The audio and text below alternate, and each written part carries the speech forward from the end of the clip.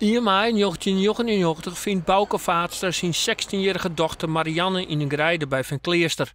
Nevens de rechtbank had hem dat neer wel loslitten. De heer Vaatstra is direct geconfronteerd met het levenloze lichaam van zijn dochter Marianne.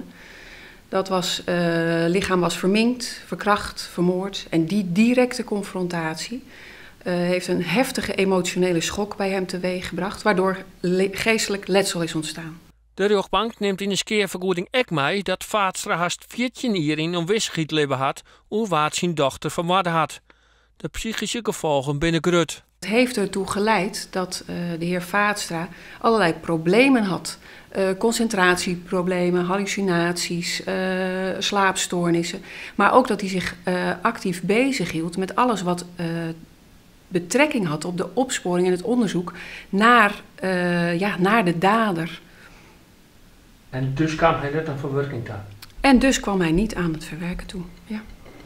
Bouke Vaatstra is tevreden met het geld, al hier hij een volle hege bedrag eerste, namelijk 2,5 ton.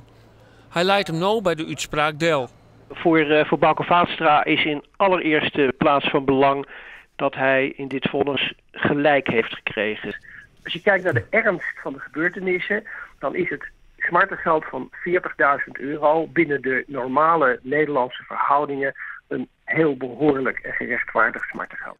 Of Jasper S. in hege beroep gaat het skeerbedrag, moet hij nog bepraten met zijn advocaat.